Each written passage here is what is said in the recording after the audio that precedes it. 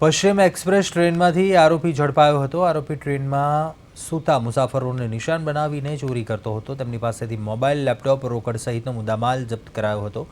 ₹80,290ની કિંમતનો મુદ્દામાલ પોલીસે જપ્ત કર્યો। તેણે છેલ્લા 2 વર્ષથી ફરાર સાગરીત સાથે ચોરી કરતા હોવાની કબૂલાત કરી હતી। નડિયાદથી મુંબઈ વચ્ચેની ટ્રેનોમાં ચોરી કરતો હતો, જ્યારે અન્ય આરોપીની પણ શોધખોળ શરૂ કરાઈ છે।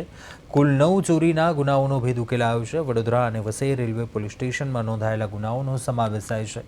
રેલવે મુસાફરોની સુરક્ષા માટે પોલીસે કડક કાર્યવાહી હાથ ધરી હતી। પશ્ચિમ રેલવે વડોદરા યુનિટના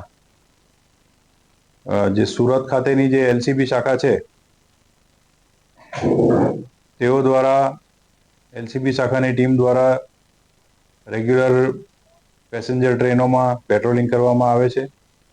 જે પેટ્રોલિંગ દરમિયાન ગઈકાલ એક શકમંદ ઇસમને સુરત રેલવે એલસીબીની ટીમે પૂછપરછ માટે ડિટેન કરવામાં આવેલ, જેની પૂછપરછ દરમિયાન તેઓએ વારંવાર પશ્ચિમ રેલવે વડોદરા યુનિટના એટલે કે સુરતથી લઈને વાપી, સુરત તેમજ નડિયાદ, વડોદરા જેવા રેલવે સ્ટેશનના વિસ્તારોમાં ચાલુ ટ્રેનોમાં ચોરી કર્યાની કબૂલાત કરેલ।